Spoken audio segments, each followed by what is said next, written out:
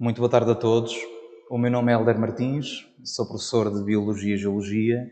Agradeço a presença de todos neste que considero um momento de aprendizagem grupal e de reflexão.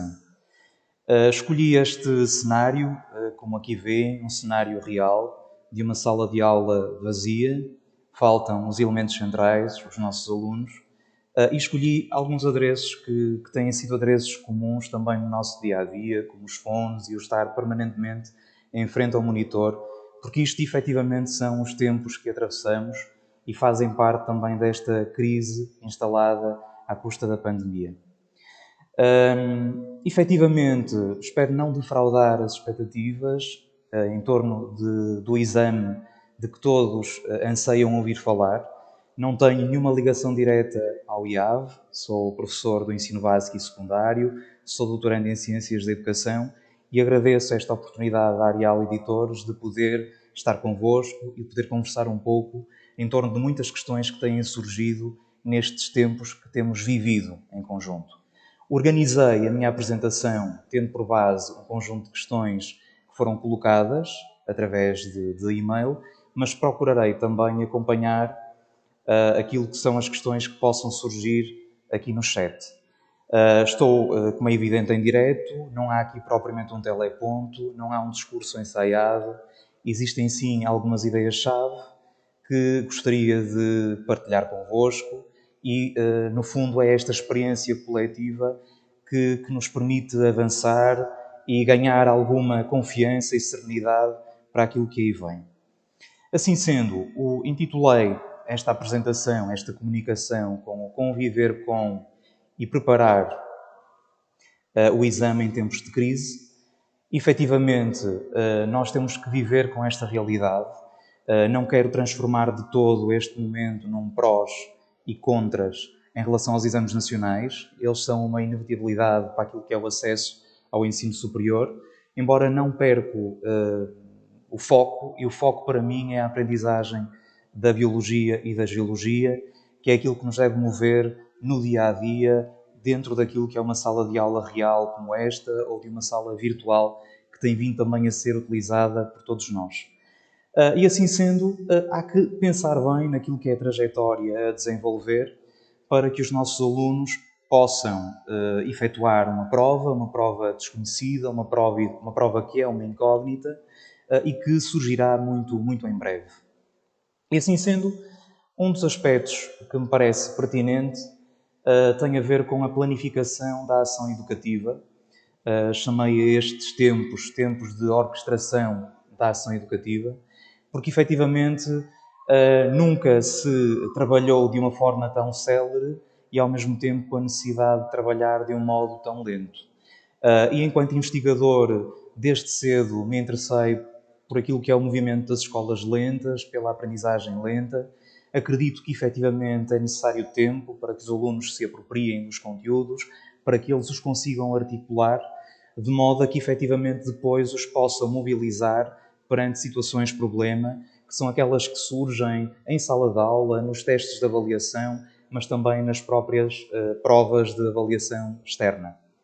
É claro que esta planificação da ação educativa deve partir de uma reorganização do tempo esse que muda efetivamente no que respeita à aula, portanto aquelas aulas que podem ser tradicionalmente de 60 ou de 90 minutos, quando passaram a ser aulas online, passaram a ser aulas com menor produtividade, porque na verdade os alunos não conseguem estar 60 ou 90 minutos colados ao monitor, a ouvirem ou a verem aquilo que é um PowerPoint. E, portanto, há esta necessidade clara de reorganizar aquilo que são os diferentes momentos da aula para que haja alguma produtividade em torno desse mesmo tempo. A par daquilo que é uma reestruturação dos momentos da aula, está lá também aquilo que é a necessidade de reorganização das estratégias. E aquilo que seriam estratégias que, no fundo, funcionariam como uma garantia de sucesso no regime presencial, naquilo que é o regime online, podem efetivamente não asseverar a compreensão dos conteúdos e as aprendizagens. Portanto, é fundamental que equacionemos aquilo que são, do meu ponto de vista, três expressões-chave: a exposição, porque queiramos, quer não, as nossas aulas são ainda muito dominadas pela exposição.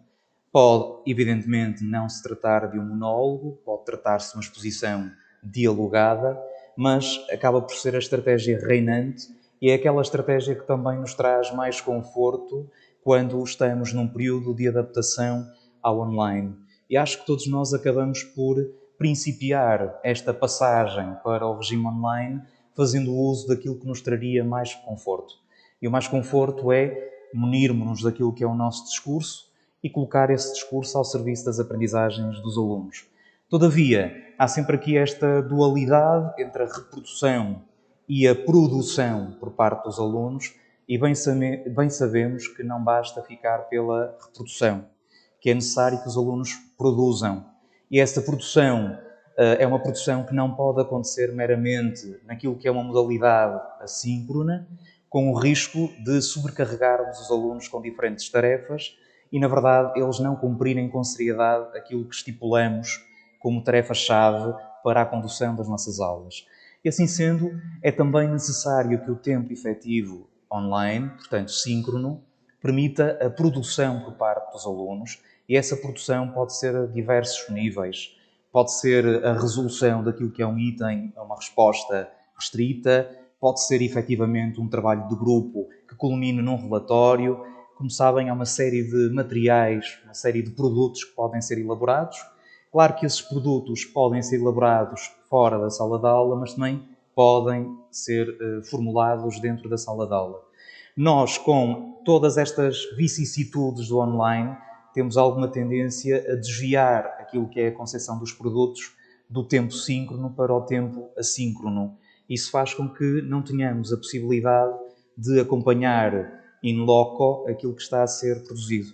E, portanto, é necessário prescindir de algum tempo que consideramos fundamental para aquilo que é a exposição, de modo a que os alunos possam produzir e nós acompanhemos as tais aprendizagens que são pretendidas. E assim sendo, é claro que o ofício do professor é posto à prova, o professor é aqui um tutor e é um tutor na modalidade síncrona e assíncrona, não deixando, como é evidente, de pensar naquilo que move a nossa atividade, a nossa profissão e que é o conhecimento. Portanto, esta conversão da informação em conhecimento. Relativamente ao exame nacional, claro que ele está aqui como um produto que permite verificar a aprendizagem dos alunos e permite também que tiremos ilações e, neste momento, relativamente ao trabalho que fizemos, quer a nível presencial, quer também ao trabalho que foi desenvolvido neste regime de trabalho online ou híbrido, consoante as realidades escolares.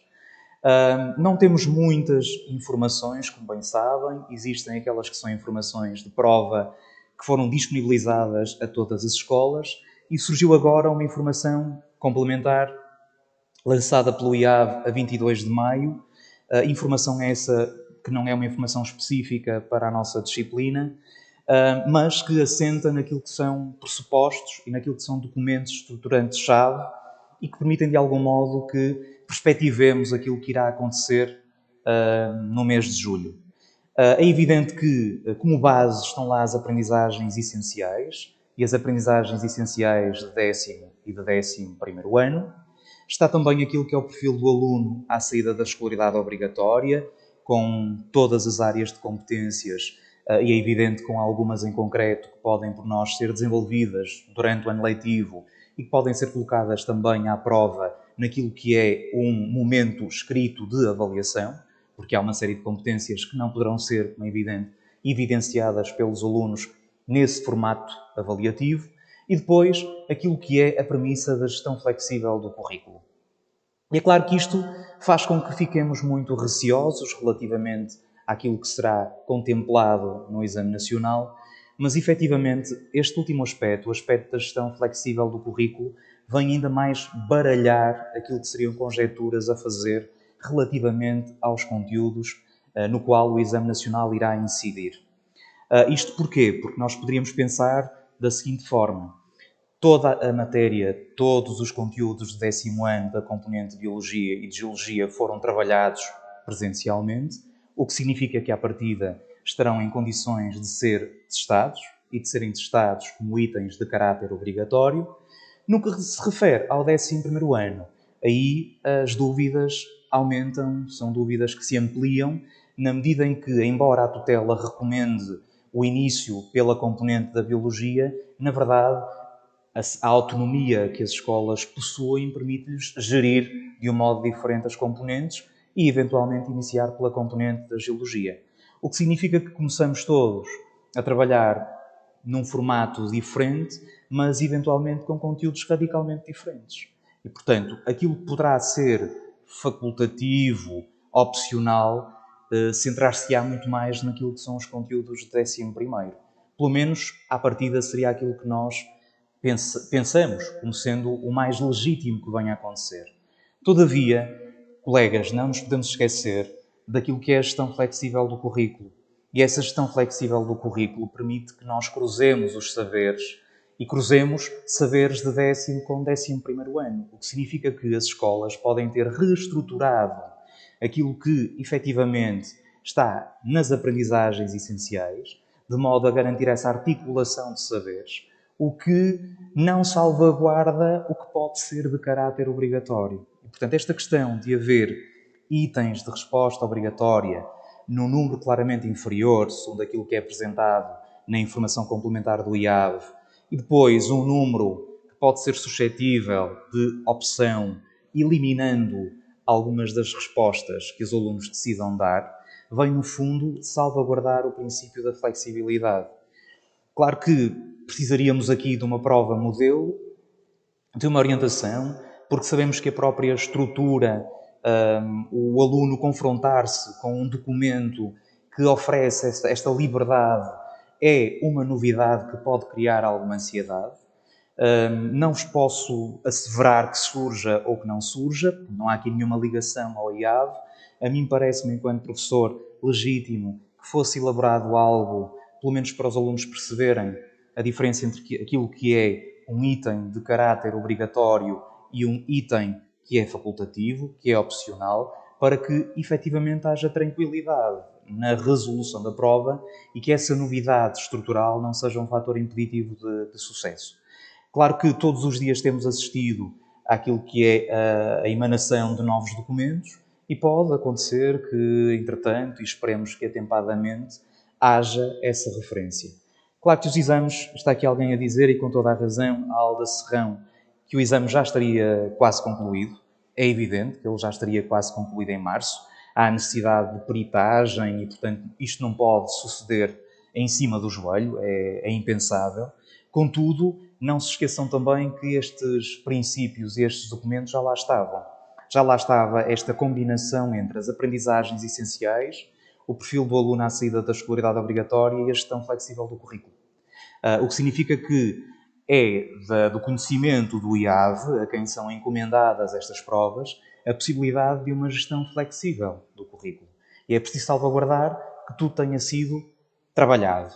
Neste momento, com a entrada, como é evidente, desta situação da pandemia e o cessar da atividade letiva, pelo menos durante um certo intervalo de tempo, fica aqui um hiato, e esse hiato não permite que tenhamos a certeza absoluta do que é que foi trabalhado nas diferentes escolas. E aí surge a necessidade não de reformular o exame, mas de apresentar itens que são de caráter facultativo, que vem salvaguardar esta flexibilidade que existe, mas também aquilo que as escolas podem ou não ter conseguido lecionar, porque o programa é, como sabem, extenso, e o tempo que temos para trabalhar de um modo síncrono ou assíncrono pode não se compadecer com a necessidade de treino para que as situações problemáticas sejam bem entendidas por parte dos alunos. E, portanto, são de facto tempos muito diferentes. Agora, esta nova tendência que se instalou há poucos anos é uma tendência que fala em tempos de integração e de articulação de conhecimentos. Claro que eu acho que nós, grupo de Biologia e Geologia, a esse nível estamos bem preparados, porque temos encontrado ao longo dos anos um exame que está em contínua mutação e que procura efetivamente efetuar esta integração, esta articulação. Ela está lá. E, portanto, está aqui alguém também a dizer, Yolanda Reis, parece-me que com tais flexibilidades devemos preparar os nossos alunos e alunas para o imprevisto. É um bocadinho aquilo que temos vindo a fazer.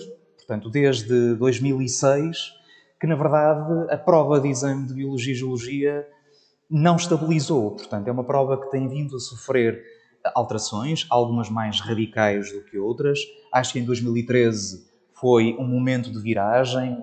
O exame da primeira fase foi um exame claramente surpreendente, um exame se calhar também desajustado daquilo que seriam operações mentais para os nossos alunos de ensino secundário, e as coisas têm vindo, de certa forma, a normalizar até chegarmos aqui a 2020. Mas há agora também aqui uma lógica que se está a entrar nas escolas, é uma lógica que está explanada na legislação e é também intuito do Ministério da Educação que as provas de exame reflitam isso mesmo, que reflitam aquilo que aparece nas aprendizagens essenciais e que esteja presente no perfil à saída da escolaridade obrigatória. E, portanto, é possível que haja aí algumas alterações e em algumas disciplinas já sucederam. Basta que pensem bem na questão da física e química do ano passado, da primeira fase, em que houve uma série de itens que surpreenderam os alunos e os professores. Eu acho é que nós, Biologia e Geologia, temos vindo a lidar muito com esse imprevisto. E temos, mesmo com arcaicos manuais, como diz a Cátia Fernandes, procurado criar um caminho para os nossos alunos, pondo aquilo que é a nossa inteligência profissional ao serviço daquilo que nós esperamos que os alunos possam vir a fazer. Claro que também está aqui a Ana Paula Fernandes a dizer que, por um lado, os exames deveriam terminar, o justo seria não fazer exames.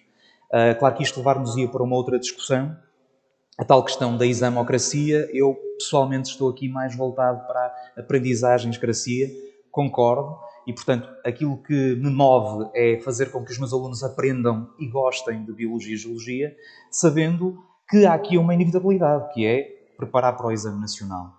E se é preparar para o Exame Nacional, que seja preparar com significado, com sentido.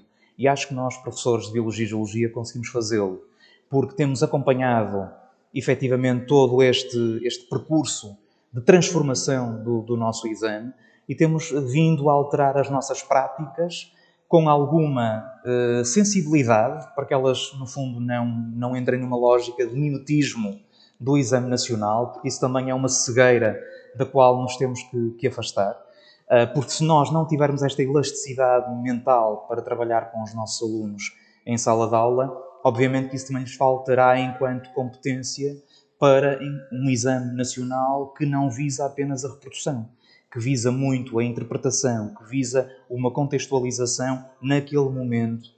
Isto são, de facto, as tais competências centrais que podem ser postas à prova nos tais itens de caráter obrigatório, que no fundo podem continuar associados ao grupo do domínio procedimental, em que, através da análise de um dado documento científico, o aluno pode inferir acerca do problema, acerca do objetivo, acerca das hipóteses, acerca das variáveis. E reparem que isto é transversal. Portanto, sendo transversal, não é inequívoco que tenha sido trabalhado o conteúdo X ou o conteúdo Y. E, portanto, esse grupo, à partida, será um grupo que se manterá na sua íntegra, não é? E acho que é um grupo que coloca os alunos muito próximos daquilo que é entender como se faz ciência. E isso também é fundamental, que se abandone aquela que é a ideia enciclopedista da aprendizagem das ciências da Terra e da vida para aquilo que é uma aprendizagem mais próxima do terreno e que nós também temos esse cuidado. Relativamente a esta adequação dos testes, relativamente aos exames, claro que com a passagem para esta modalidade de ensino online, mudam as formas de trabalhar e, inequivocamente, têm que mudar as formas de avaliar.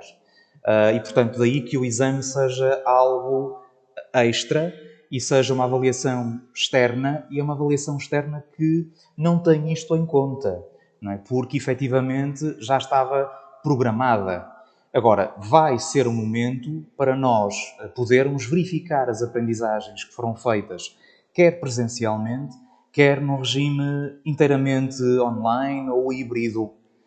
E acho que também devemos olhar para esses dados com algum cuidado, para percebermos se efetivamente esta inovação digital é uma inovação pedagógica, ou se pelo contrário não passa tudo de uma grande ilusão, de um certo show-off técnico que aparece e que não garante aquilo que nós pretendemos e que são as aprendizagens dos alunos. É evidente que é preciso maior uniformidade, é preciso que haja aqui um esqueleto base, e esse esqueleto base é um esqueleto que pode passar pela emanação de orientações, não é? Orientações para além daquilo que são as aprendizagens essenciais, que não ditam o mínimo, mas que dão muita margem de autonomia para o trabalho que é desenvolvido nas diferentes escolas. Eu acho que não haveria qualquer constrangimento da nossa parte se nos fornecessem essas orientações programáticas, e é também urgente que se pense naquilo que são os materiais que têm vindo a ser usados para trabalharmos com os nossos alunos em sala de aula.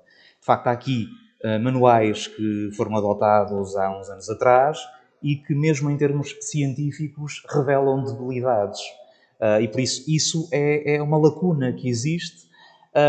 E eu que tenho vindo também a trabalhar nesse contexto, acho que nós precisamos de ter manuais que não se centrem meramente na informação, mas que tenham uma lógica de trabalho por detrás, que permita ao aluno trabalhar em parceria com o professor ou trabalhar em parceria também com os seus colegas em contexto de aula, que tenha um momento em que ele consiga fazê-lo autonomamente, quer no que respeita a um registro teórico ou, eventualmente, a um registro prático, que ele consiga fazer uma autorregulação da sua aprendizagem com uma aproximação àquilo que são os tais momentos de avaliação externa e que deverão passar por itens que articulam saberes de diferentes anos com documentos que, no fundo, são documentos que apresentam situações problemáticas. Está a Fátima Jesus a dizer que os manuais já viraram fósseis. Eu acho que sim, que o sistema está um bocadinho fossilizado.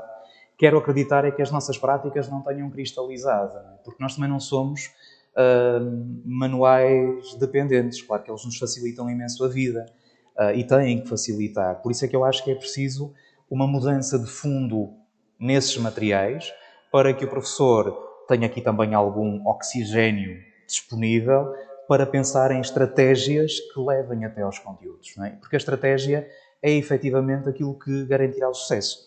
Está a Anabela Saraiva a dizer que em 2021 teremos novos manuais. Claro que teremos.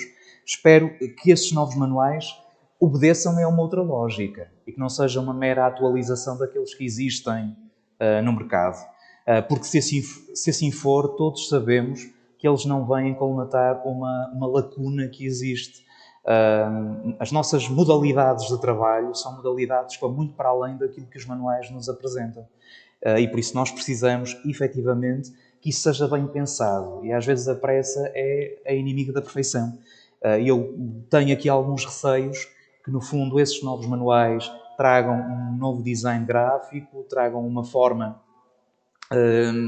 de organizar a informação de um modo diferente, mas que, como está a dizer também a colega Eugénia, não sejam mais do mesmo, que não sejam algo estanque, algo que corresponde a um manancial de informação. Têm, sobretudo, que ditar novos modos de trabalhar, porque são esses novos modos de trabalhar que permitem que preparemos para a incerteza e para a imprevisibilidade. E, portanto, efetivamente, eles não estão em consonância com aquilo que a Maria Cecília Pinto refere, não estão em consonância com uma certa flexibilidade que tem vindo a ser apregoada como uma máxima para a geração de aprendizagens com mais significado, e isso não sei se em pouco tempo poderá ser devidamente operacionalizado, não é? E, portanto, aguardaremos, claro, com o nosso olhar crítico, e é isso que faz de nós também profissionais distintos de um outro alguém que não trabalha na área. É esta capacidade para analisar e para concluir acerca daquilo que nos é disponibilizado. E depois, das duas uma, ou ter a vida facilitada porque está em consonância com aquilo que acreditamos ser o necessário para os nossos alunos aprenderem, ou então teremos necessariamente que produzir outros materiais. E aí, obviamente, que isso tirar-nos-á tempo e tempo para pensar, se calhar, nas estratégias. E as estratégias são um caminho para os conteúdos. E nós ficamos muitas vezes presos aos conteúdos, ao cumprimento dos programas, e depois isso leva-nos a pensar numa estratégia só. E essa estratégia só é efetivamente a exposição. E a exposição, sobretudo online, isto que aqui faço de momento, um monólogo, e ainda bem que tenho um chat para onde posso olhar e ver alguns comentários, não são garantia de aprendizagem. Não é? Portanto, nós também precisamos de estar continuamente a verificar a aprendizagem. E se no presencial, pela interpretação do não verbal, isso é mais fácil e a relação pedagógica aqui faz toda a diferença, no online não é com câmaras desligadas, com uma participação induzida para que alguém ligue o microfone e responda a uma determinada questão, que nós temos a garantia absoluta de que os conteúdos foram devidamente compreendidos. Por isso, já temos vindo a conversar um bocadinho sobre estes aspectos. São tempos, sobretudo, de reflexão em torno dos modos de trabalho. E não é que haja uma modalidade rainha de trabalho. Não é? Eu acho que nós temos que diversificar aquilo que são as formas de trabalhar. Claro que a maioria das perguntas que me foram colocadas via e-mail tinham a ver com o trabalho à distância, com o ensino à distância. E aí já vos disse, estou convencidíssimo de que a estratégia reinante será a exposição dialogada, porque nós temos aqui um problema de base e para esse problema temos que arranjar uma solução. E o problema é, efetivamente, lá estar um exame nacional. E haver aqui uma interrupção de 2 a 3 semanas em que nós estamos todos à procura de concluir um segundo período e concluir um segundo período com seriedade, com fiabilidade, mas foi tempo, de certa forma, de adaptação e que nós não conseguimos que fosse tempo que revertesse para as aprendizagens e para o cumprimento dos programas. E, portanto, entramos agora num terceiro período com esta limitação de temos muito para dar, não sabemos se efetivamente os conteúdos serão todos contemplados no Exame Nacional. E como somos professores responsáveis, é evidente que queremos tentar cobrir ao máximo todos os conteúdos que fazem parte do programa. E isso leva-nos a que nos foquemos mais naquilo que é a exposição, com algum diálogo, para que não haja um marasmo do outro lado, mas as aulas tornam-se claramente mais expositivas.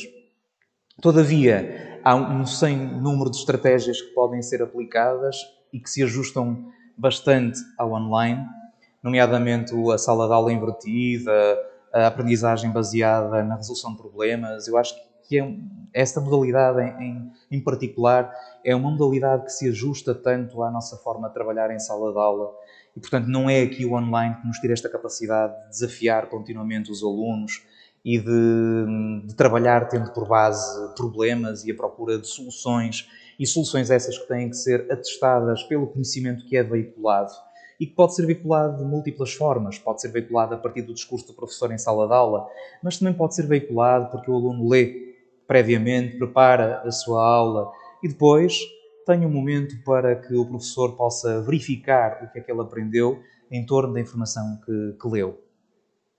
Relativamente a estes modos de trabalho, eu acho que também nós próprios, professores, sentimos uma necessidade crescente de trabalhar de um outro modo, não é? O trabalhar isoladamente aqui representa um acréscimo brutal de trabalho. E como as fronteiras praticamente desapareceram, portanto, isto de estar em casa deixou de ser estar em casa, passou a ser estar a trabalhar continuamente. Portanto, daí que eu diga que as fronteiras desapareceram, porque subitamente passamos a ter os alunos a entrarem pelas nossas casas dentro, os pais dos nossos alunos, o que é de facto inevitável, ter um trabalho muito mais exposto, um escrutínio muito maior, em que todos podem opinar relativamente àquilo que são as estratégias que desenvolvemos em sala de aula, relativamente à nossa condição de professor, tendo estes intervenientes a sua própria concepção do que é ser professor. Portanto, tudo isto criou aqui muita hesitação. E o trabalho isolado é um trabalho que nos deixa muito inseguros. E, portanto, acho que a grande mais-valia é podermos trabalhar em equipa. No meu caso pessoal, eu acho que não conseguiria levar a cabo tudo o que tenho vindo a desenvolver se não tivesse colegas a trabalharem comigo. E, nesse aspecto, tenho muito a agradecer ao meu grupo disciplinar, porque, para além de ser professor, acumulo também o cargo de coordenador pedagógico e, portanto, tive aqui também uma série de outras tarefas a serem realizadas. E se não tivesse a ajuda de todos os meus colegas de grupo, seria para mim muito difícil inovar naquilo que é o ensino à distância no regime online. E, portanto, cada vez mais é fundamental que trabalhemos de modo colaborativo.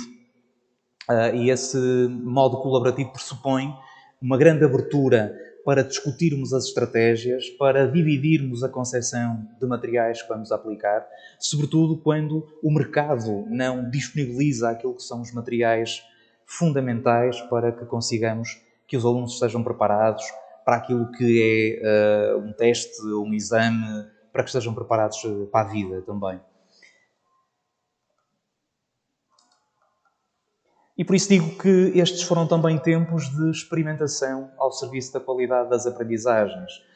Foi necessário que corrêssemos alguns riscos, eu em particular gosto de os assumir, e acabei por prescindir muito daquilo que foi a rede de conceitos a introduzir numa dada sala de aula, e nunca me desviei daquilo que eram as estratégias que tinha decidido para uma determinada aula.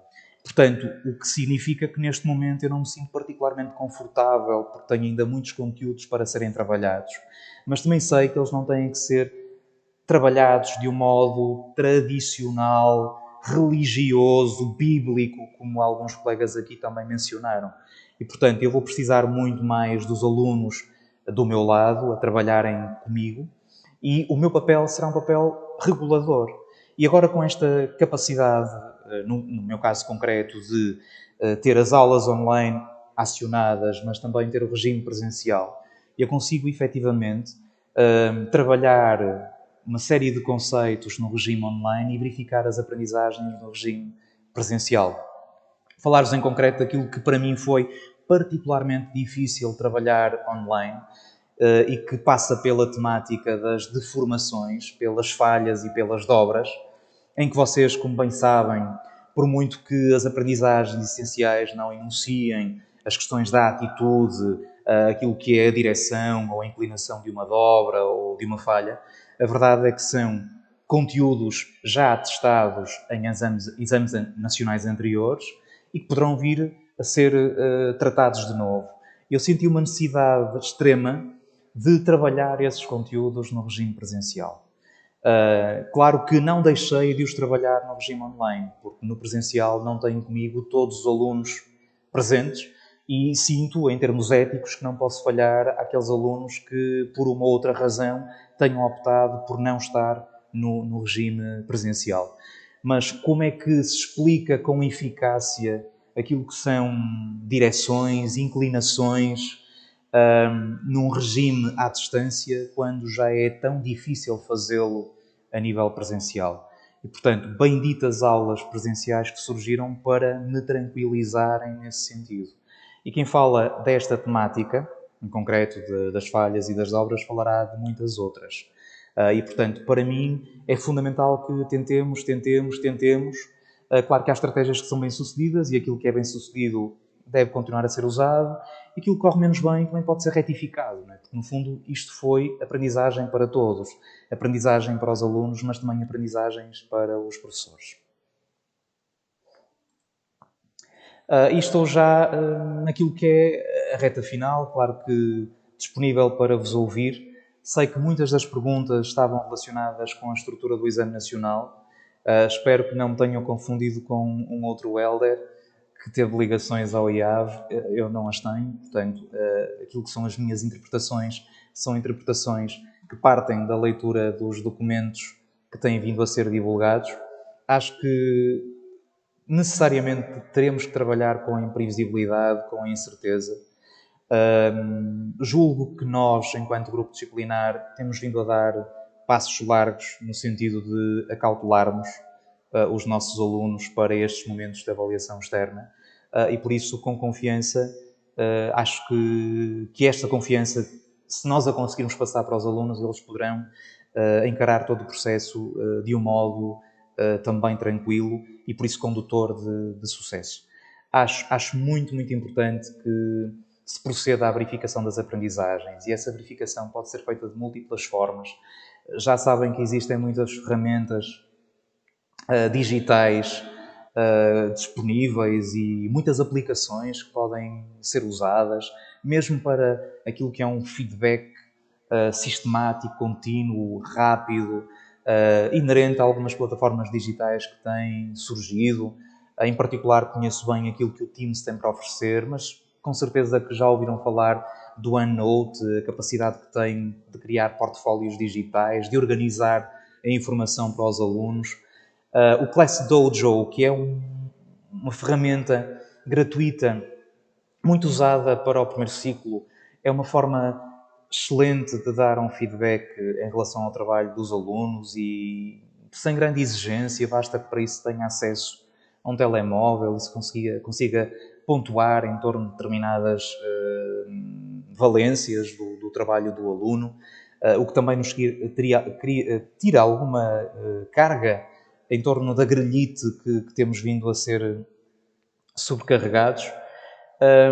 E também temos aqui o Forms, temos a possibilidade de usar um Socrative, a possibilidade de usar um Quizzes, com todas as limitações que essas ferramentas têm.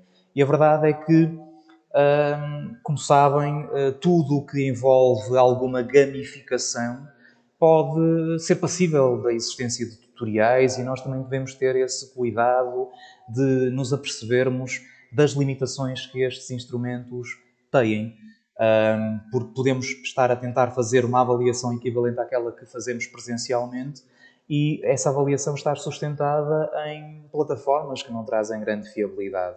E por isso, o continuarmos presos àquilo que é um teste tradicional via online, é evidente que poderá trazer consequências nefastas para todos. Está o Manel Bertão, que eu conheço muito bem, a dizer que se os exames acabarem no ensino secundário, este vai passar a ser no ensino básico avançado. Eu não sou contra aquilo que são exames nacionais. Aliás, não quis de todo transformar este momento num prós e contras exames. Acho que um exame pode efetivamente servir para verificar aprendizagens. E, portanto, eles, de certa forma, organizam aquilo que é a nossa vida e também acabam por ser um desafio intelectual para professores que preparam alunos. E, portanto, pode ser uma mais-valia. Se calhar é preciso pensar muito bem naquilo que é o peso desse exame nacional no acesso ao ensino superior, o que transforma também o ensino secundário naquilo que é uma mera passagem para o ensino superior. E que pode fazer com que haja aqui um afunilamento curricular e um mimetismo curricular que, na verdade, garante que o aluno seja bem sucedido naquela prova estandardizada, mas depois, quando se espreme o aluno e quando ele é colocado em contextos de pouco conforto, nós apercebemos que há ali uma desconexão entre saberes e que depois eles não conseguem mobilizar as competências necessárias para aquilo que são desafios que se impõem no ensino superior ou que se imporão depois no mercado de trabalho. Portanto, é preciso efetivamente ter isto em linha de conta. E por isso acho que não estamos aqui a defender o fim dos exames nacionais, de modo algum. Eu acho que temos de trabalhar com eles e, portanto, isto é o conviver com os exames. Não podemos estar absolutamente dependentes deles, porque o nós assumirmos que precisamos do exame para a nossa prática é o deixarmos de ser professores para passarmos a ser preparadores para exame. E, como sabem, existem pessoas que fazem isso no seu dia-a-dia. E daí que tenhamos que perceber que convivemos com o exame, que ele baliza, que ele permite verificar aprendizagens, mas que, efetivamente, quem é o autor da sala de aula e quem decide aquilo que o aluno vai aprender mediante aquilo que é tutelado, somos nós, que somos os profissionais certos para o fazermos. Manel, como a dizer, ao longo do tempo, o IAB foi mudando os critérios de avaliação e não houve contestação. Se ocorrer mais uma mudança, não será nada que já estamos habituados. Eu não tenho a certeza que não tenha existido contestação. Não sei é que resultado é que adveio dessa contestação. Acho que todos nós vamos falando e provavelmente chegarão muitas indicações ao IAB, que foi alterando, mas essa alteração, como eu disse no início, não permitiu ainda que o exame estabilizasse. E é grave quando nós dizemos que desde 2006 até 2020 andamos à procura que o exame estabilize. Não é? Mas a verdade é que quando o exame parece mais estável, surge depois uma outra crítica a dizer este exame era tão fácil, os itens testados neste exame são aqueles que já surgiram em anos anteriores. Que exame tão pouco eficaz naquilo que é a verificação das aprendizagens. Os alunos vão ter todos os mesmos resultados. E, portanto, também nós, enquanto professores, estamos já à espera de algum desafio por parte do exame. Colocar os exames nas próprias universidades poderia ser uma alternativa, mas as universidades também têm, para isso, trabalhar mais em sintonia com os professores do ensino secundário. Porque nós é que somos os professores que estão no terreno e que conhecemos bem os alunos e aquilo que é o seu grau de maturidade intelectual. E, portanto, eu não acho que as universidades estejam preparadas para fazer esse crivo se não trabalharem em parceria com os professores do ensino secundário.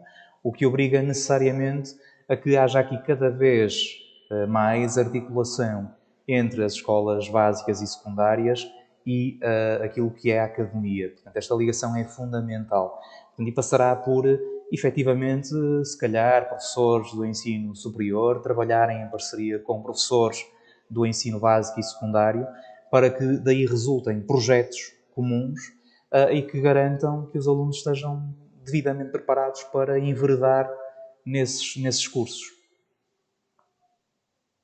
Pronto, aqui está o Adérito Marques a dizer, e é uma opinião com a qual também concordo, o grande problema está na dupla funcionalidade do exame. Não é? Esta questão de, ao mesmo tempo que serve para verificar aprendizagens, serve para aceder ao ensino superior. E quando estamos perante uma dualidade, isto pode pender mais para um lado ou para o outro. E muitas vezes sabemos que a tónica é colocada no acesso ao ensino superior, porque isso interfere fortemente com a vida dos nossos alunos e com as suas famílias. É importante, por isso, serenar os alunos, como diz a Maria Adelaide Cardoso, porque o ano é atípico.